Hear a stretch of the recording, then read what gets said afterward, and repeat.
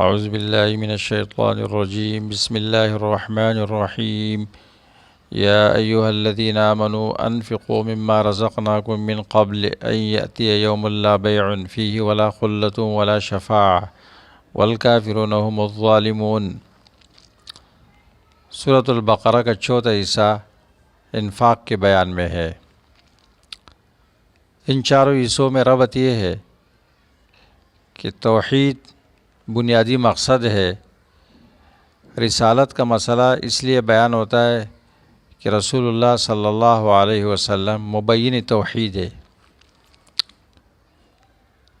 جو لوگ توحید نہیں مانتے ہیں اور توحید والوں کے ساتھ جنگ کرتے ہیں، ان کو ستاتے ہیں، تو ان کے لیے جہاد کا مسئلہ بیان ہوتا ہے، جہاد کیا جاتا ہے، ان کے ساتھ جہاد کی ضرورت ہے، اور جہاد میں انتظام کی ضرورت ہے تو امور انتظامیہ بیان کیے گئے، اور جہاد میں مال کی ضرورت ہوتی ہے تو انفاق بیان ہوتا ہے۔ چوتھے حصے میں انفاق فی سبیل اللہ کا بیان ہے۔ یا ایھا الذین آمنوا انفقوا، اس کے بعد مسئلہ توحید آیت الکرسی میں کہ جہاد اور انفاق توحید کے لیے ہے۔ آیت الکرسی یہ اعظم آیت فی القرآن، سورۃ بقرہ سب سے بڑی سورت اور کلمات کے اعتبار سے بڑی آیت مدائنہ ہے، اور عظمت کے اعتبار سے بڑی آیت وہ آیت الکرسی ہے، اس لیے کہ اس میں اللہ تعالیٰ کی وحدانیت بیان کی گئی ہے، شفاعت قہری پر رد کیا گیا ہے، اور اللہ تعالیٰ کے اسماء صفات بیان کیے گئے ہیں 16 مرتبہ ظاہراً اور ضمیراً۔ جہاد اس لیے نہیں ہے کہ لوگوں کو جبراً دین میں داخل کیا جائے، لا اکراہ فی الدین، دین میں اکراہ کی ضرورت نہیں ہے، اس لیے کہ قد تبین الرشد من الغی۔ پھر دو قاعدے بیان ہوتے ہیں۔ پہلا قاعدہ اللہ ولی الذین آمنوا یخرجہم من الظلمات الی النور، جن کا ولی، دوست، حمایتی، مددگار اللہ ہوتا ہے، اور جو لوگ اللہ کو ولی بناتے ہیں تو اللہ ان کو ظلمات سے نور کی طرف نکالتے ہیں۔ یہ پہلا قاعدہ ہے۔ دوسرا قاعدہ والذین کفروا اولیاءہم الطاغوت یخرجونہم من النور الی الظلمات، کافروں کے اولیاء طاغوت ہے تو طاغوت ان کو نور سے ظلمات کی طرف نکالتے ہیں۔ پھر 3 واقعات ہے، دونوں قاعدوں کے ساتھ لگتے ہیں، لفظ نشر غیر مرتب کے ساتھ۔ پہلا واقعہ نمرود کا ہے۔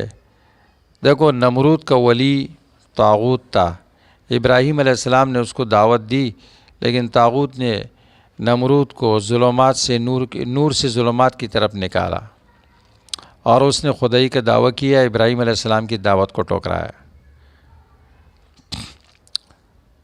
دوسرا واقعہ عزیر علیہ السلام کا ہے، اور تیسرا ابراہیم علیہ السلام کا ہے۔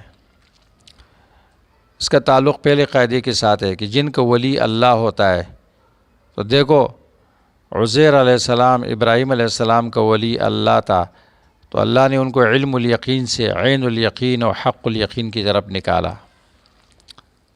اس کے بعد پھر انفاق فی سبیل اللہ کی 4 مثالیں ہیں۔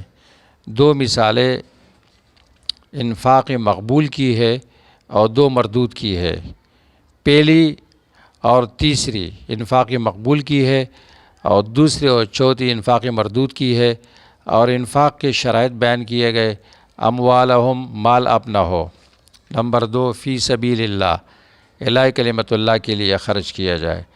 نمبر 3 اور 4 اذیت و احسان نہ ہو، ثم لا یتبعون ما انفقوا منا ولا اذی، اس میں ریاکاری نہ ہو، رعاء الناس کالذی ينفق مالہ رعاء الناس، اور بنیادی شرط ایمان و توحید ہے، ولا یؤمن باللہ والیوم الآخر۔ پھر ترغیب ہے عمدہ مال خرچ کرنے کی طرف، یا ایھا الذین آمنوا انفقوا من طیبات ما کسبتم، عمدہ مال خرچ کرو، وہ خرچ مت کرو کہ جو تم خود بھی نہیں لیتے ہو، الا کہ چشم پوشی کرو۔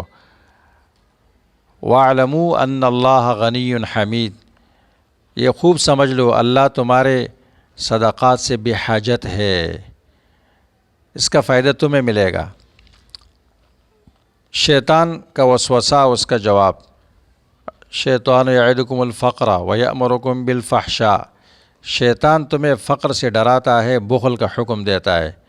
واللہ یعدکم مغفرۃ منہ وفضلا، اللہ مغفرت اور مال دینے کا وعدہ کرتا ہے۔ کیسے پتہ چلے گا شیطان کا وسوسہ ہے؟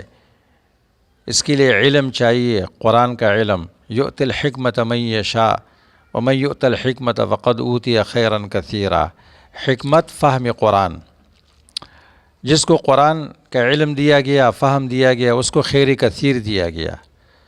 پوری دنیا کے متعلق اللہ فرماتے ہیں قل متاع الدنیا قلیل، جن کے پاس قرآن کا علم ہے ان کے پاس کثیر ہے۔ اس لیے مفسر قرطبی کہتا ہے کہ فلا ينبغي لأهل العلم ان يتواضعوا لأهل الدنيا لأجل دنیاهم، کیونکہ ان کے پاس کثیر ہے، ان کے پاس قلیل ہے۔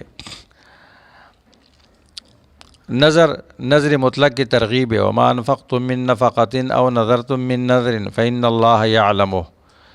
صدقات کے دو طریقے ہیں، ان تبدوا الصدقات فنعم ما ہی وان تخفوها وتؤتوها الفقراء سرا وعلانیۃ، اور مقصد دفع حاجت الفقیر ہے، وتؤتوها الفقراء۔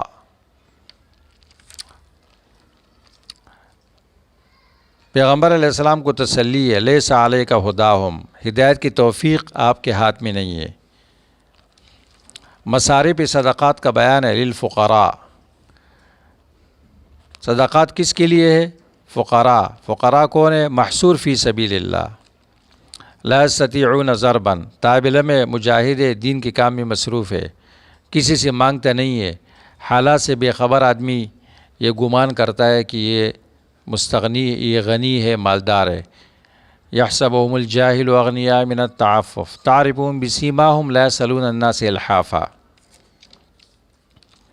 ربا خوروں کے لیے زجر ہے، سود خوروں کے لیے، کہ سود خور تو مال خرچ نہیں کرتا ہے، الٹا لوگوں کا خون چوستا ہے۔ سزا کیا ہے؟ لا یقومون الا کما یقوم الذی یتخبطہ الشیطان من المس۔ اور سود کے بارے میں کیا کہتا ہے؟ انما البیع مثل الربا، تشبیہ معکوس۔ سود کی نحوست کیا ہے؟ یمحق اللہ الربا ویربی الصدقات، مال کی برکت کو مٹاتا ہے، آخر میں سود خور ایک ایک پائی کے لیے پریشان ہو جاتا ہے۔ سود خور کے ساتھ اعلان جنگ ہے، فَإِن لَمْ تَفْعَلُوا فَأْذَنُوا بِحَرْبٍ مِّنَ اللَّهِ وَرَسُولِهِ۔ سود خور اپنا راس المال لے سکتا ہے، زیادہ نہیں لے سکتا ہے۔ وَاتَّقُوا يَوْمًا تُرْجَعُونَ فِيهِ إِلَى اللَّهِ، سب سے آخر میں نازل ہونے والی آیت۔ اس کے بعد آیت مداینت طویلہ ہے، جس میں امور انتظامیہ اور خرید و فروخت سے متعلق تحفظ مال کے لیے اصول بیان کیے گئے ہیں۔ بڑے بڑے جو مسائل ہیں وہ 25 ہے، اور ویسے علماء نے اس سے 55 مسائل نکالے ہیں جس کا تعلق خرید و فروخت کے ساتھ ہے۔ رہن کا مسئلہ بیان کیا جاتا ہے، اور آخر میں سورت ایمان بالغیب سے شروع ہوتا ہے۔